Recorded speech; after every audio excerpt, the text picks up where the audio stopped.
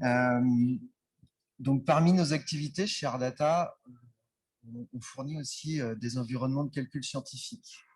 Et je vais aller droit au but. Mon message aujourd'hui, c'est vous dire qu'il y a d'autres produits qui arrivent et qu'il y a une variété d'outils qui vont nous permettre de travailler avec R, pas seulement RStudio. Donc, je suis venu vous présenter un peu cette solution qui permet d'agréger. Moi, il y a quelque chose qui m'embête, par exemple, sur Twitter, c'est les gens qui parlent tout le temps Python, c'est mieux que R, Windows, c'est mieux que Linux, ou ce genre de truc. C'est insupportable parce qu'en fait, moi, mon moteur, c'est l'argent. Non, je rigole. Mon moteur, je suis consultant. Je suis quand même là pour faire du service pour mes clients. Mes clients, par exemple, là, on va parler de Seba, qui est un de mes clients, c'est de la santé animale. C'est des gens brillants.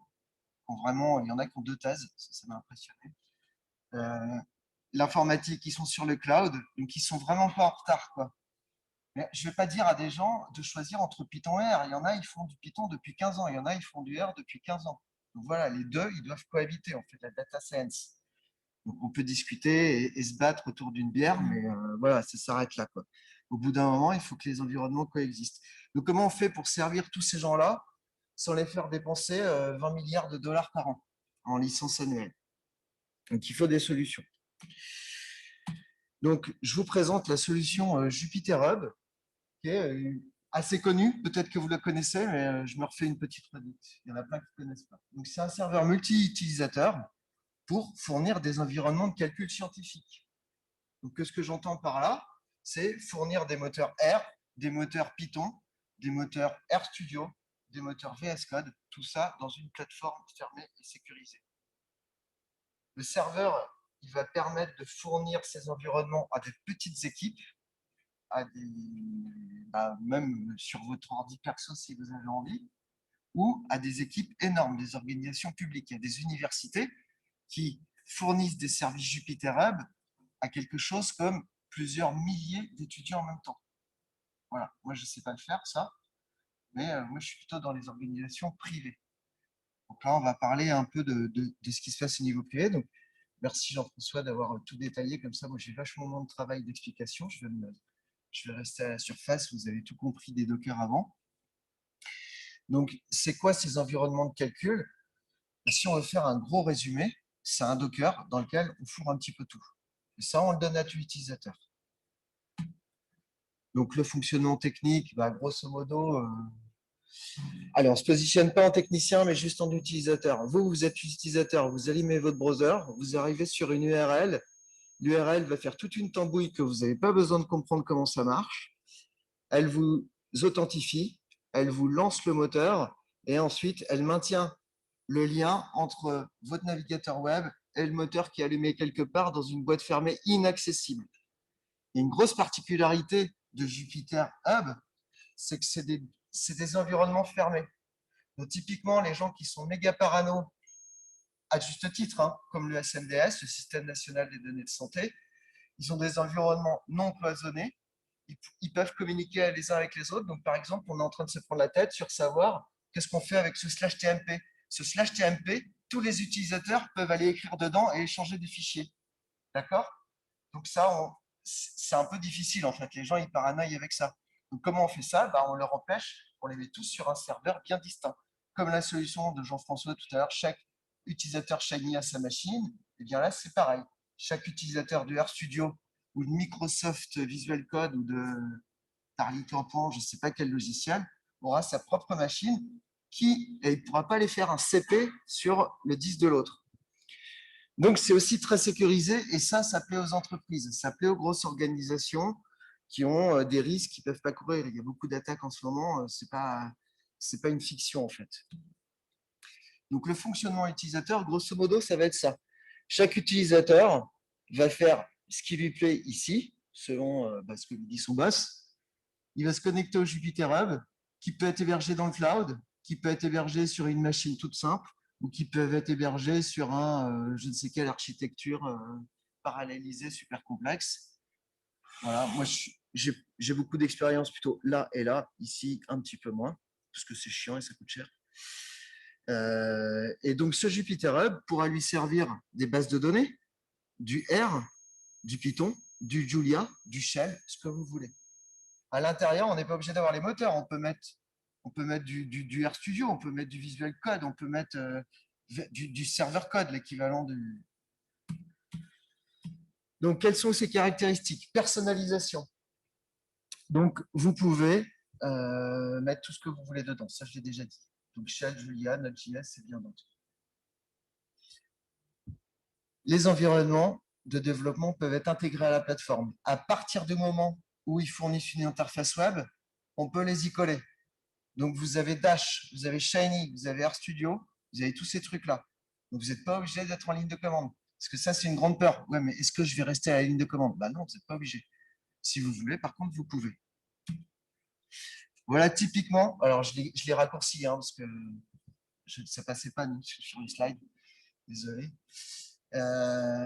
Donc, typiquement, on part d'une distribution existante. Donc, Romain, qui est parti, sa question, c'est moi, je m'appuie sur des trucs existants.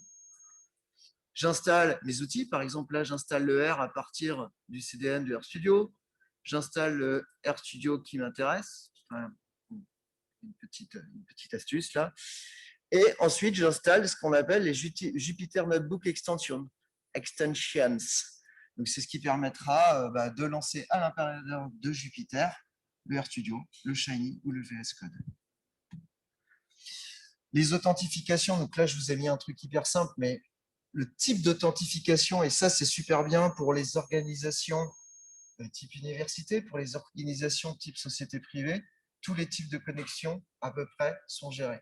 Donc, ça va du Kerberos avec le full SSO, le cauchemar. Moi, je préfère payer quelqu'un qui me fasse ça, mais il y en a qui ont besoin de le faire. Le PAM qui est générique, qui permet de faire plein de choses. La plupart des temps, en ce moment, moi, je trouve qu'il y a une tendance aujourd'hui, c'est le cloud. Les gens commencent, les entreprises vont de plus en plus dans le cloud.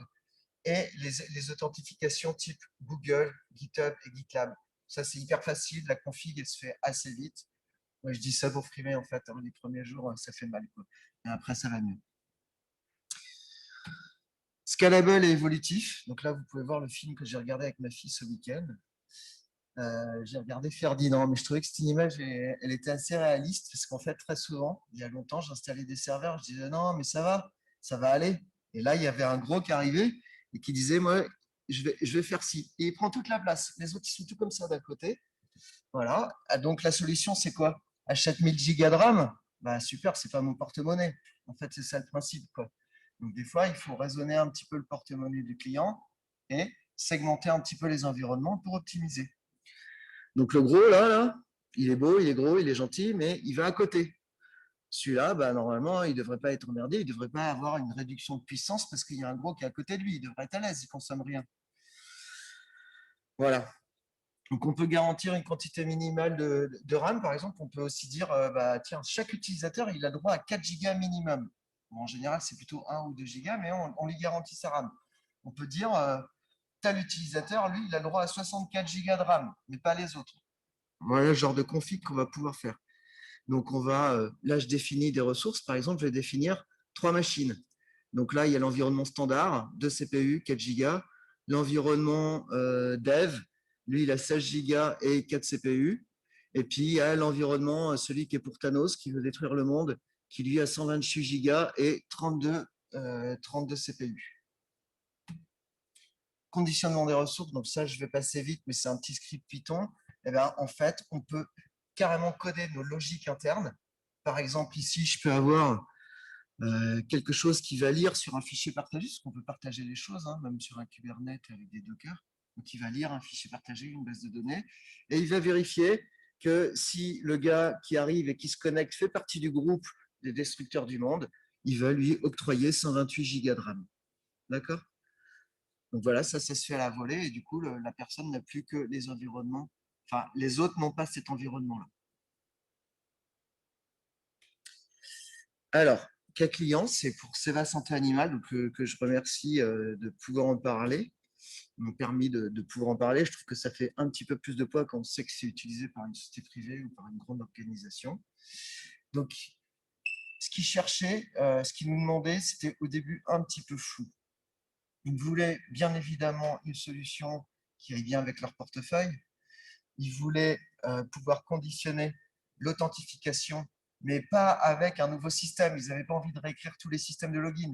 Ils disaient, c'est bon, tu rentres dans la maison, mais tu utilises l'existant. L'existant, c'était des systèmes de connexion interne.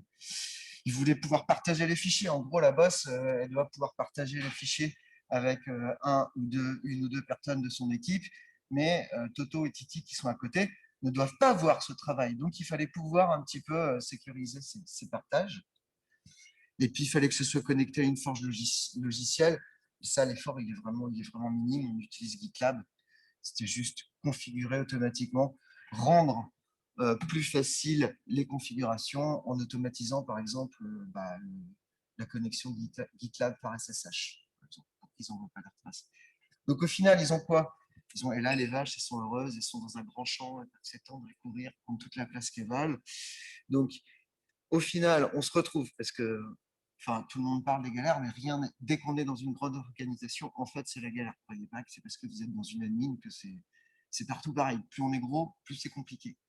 Donc, on a changé 3 fois de système d'authentification, il faut le mental, mais au final, on a pris celui qui était facile, Google, et qui est sécurisé. On a une connexion à Google Drive pour la gestion des fichiers partagés. C'est un instantané à l'état, en l'état. C'est-à-dire que c'est quelque chose qui va évoluer. On sait que dans le futur, on aimerait bien avoir des disques partagés, un système un peu plus fluide. Un espace collaboratif GitLab, y compris avec les GitHub Pages dont parlait Jean-François, qui nous permettent de donner des modes d'emploi aux nouveaux qui arrivent dans l'équipe. Quelques packages spécifiques, quelques scripts d'initialisation. Et par contre, il ne faut pas dire que tout est rose, il y a une maintenance à assurer. La question que tu as posée, c'est qui maintient ça, comment on fait? C'est une réalité en fait.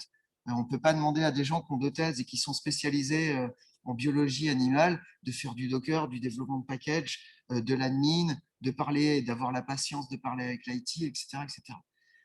Bon, nous, on est contents. Ça nous fait bouffer. Donc, je ne voulais pas prendre le risque de montrer l'URL, donc j'ai fait des petites vidéos. Donc voilà, elle fait la connexion. Pour un utilisateur, ça ressemble à ça. Il se connecte, il clique, donc il remplit son mot de passe. Et puis ensuite, il a le choix entre des environnements. Donc là, on va regarder que celui-ci. Il arrive sur son environnement. Il va lancer l'environnement. Et là, il y a un spawner qui va lancer l'environnement. J'ai truqué la vidéo, ça va beaucoup moins vite chez moi. Voilà. Attention, il y a un zigouille, c'est hyper joli. Donc du coup, ça donne le moral aux équipes. Et voilà.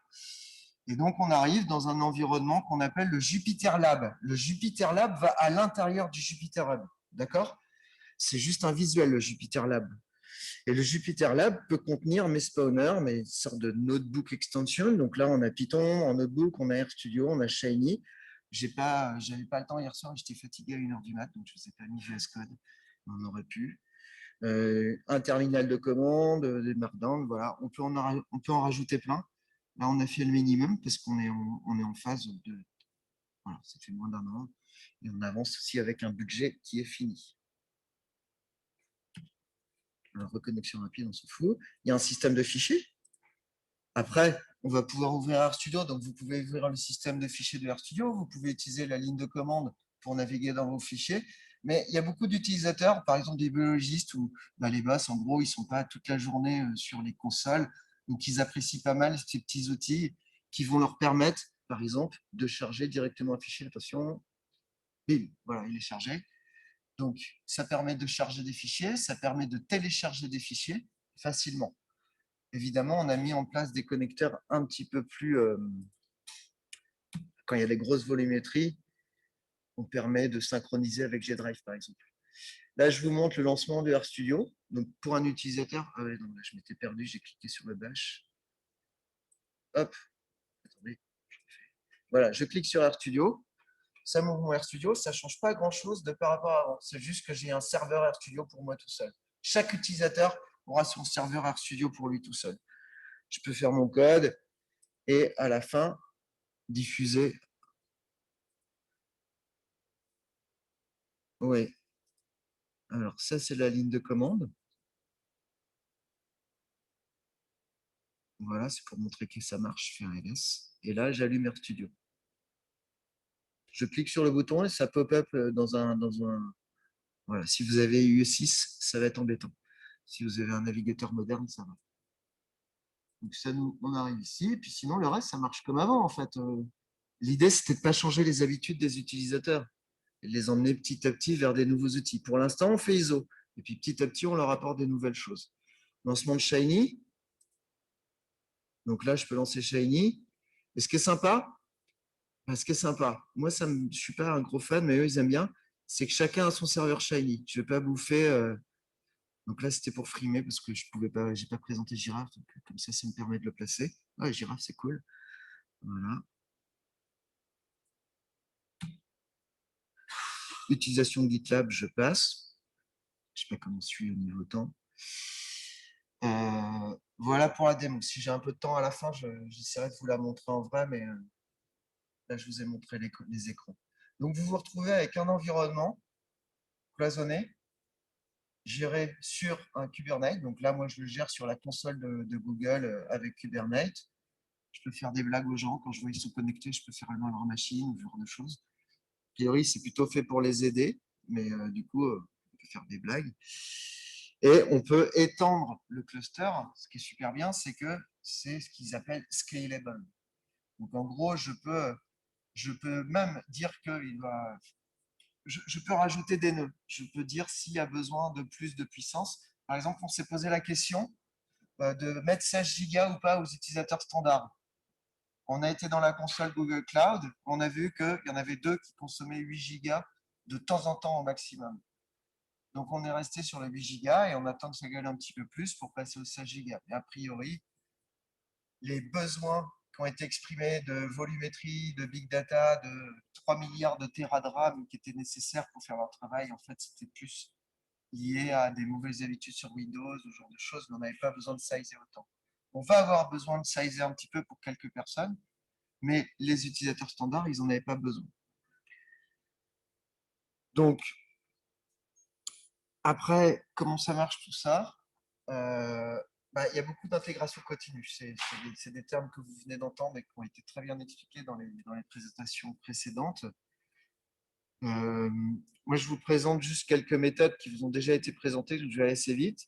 GitHub Action, qui permet de déployer des Docker hyper facilement. Si vous voulez commencer, le mieux, le plus facile pour moi, c'était GitHub Action. On y prend goût. Et puis ensuite, il y avait le GitLab CICD. Selon mon point de vue, Jean-François peut peut-être me contredire, mais je trouve qu'il exige un petit peu plus de technicité au début GitLab CICD. Mais ça me plaît bien. Je monte moi-même mes Docker sur lesquels je me base et ensuite je fais la tambouille. Je suis un peu plus libre avec GitLab, j'ai l'impression. C'était mon sentiment. Mais par contre, j'ai par exemple Clémentine qui est dans les équipes, qui est novice, va moins sur GitLab CICD. Elle n'y va pas du tout en fait. En vrai, on utilise Google Cloud Build. Et donc, du coup, c'est des interfaces graphiques. Je n'ai même pas besoin d'aller si techniquement dans la mise en place. J'ai à chaque fois que cette image, que ce GitHub va être poussé, sur la branche main, tu vas déclencher un trigger qui va construire avec le Dockerfile qui va trouver l'image qui va coller à cette adresse que moi, je pourrais réutiliser après. Donc, clic, clic, clic, bim. Et voilà, à chaque fois que je fais un push sur mon Git, sur le Git qui est le Git de Google, en l'occurrence là, tout est buildé et tout est rafraîchi. Et ensuite, ça, c'est volontairement tronqué pour vous faire croire que c'est facile. En fait, c'est facile après quelques journées extrêmement pénibles. C'est la rentrée. En fait, c'est l'apprentissage de Kubernetes qui est vraiment douloureux. Je pense qu'aujourd'hui, je ne suis toujours pas un master, mais j'arrive à me débrouiller suffisamment pour mettre en place des environnements de calcul conditionnés par profil avec Jupyter. Donc, à quoi ça ressemble? En gros, vous faites votre config. Là, je le dis, hein, je mens volontairement, j'ai lag un petit peu. Donc, vous faites votre config, comment ils vont se connecter. Bon, là, LDAP. Voilà l'image de base. Voilà l'image, une autre image qui, par exemple, contiendrait VS Code, RStudio, blablabla. Et voilà comment mettre à jour mon fantastique hub en une ligne de commande que je peux évidemment intégrer même plus loin où je peux tout automatiser. Là, pour l'instant, on n'automatise pas encore tout. Cette commande, je la fais encore à la main. Bon, du coup, j'ai voulu aller tellement vite que je suis allé très vite. Le lien de la présentation ici. Si vous voulez nous contacter, vous pouvez nous écrire. Voilà. Voilà, écoutez, j'ai fini. Si vous avez des questions, très bien. Le seul message que je veux vous dire, c'est que les environnements arrivent et qu'on commence à avoir de variété. C'est bien qu'on n'ait pas une monoculture de logiciels. Eh ben, merci beaucoup.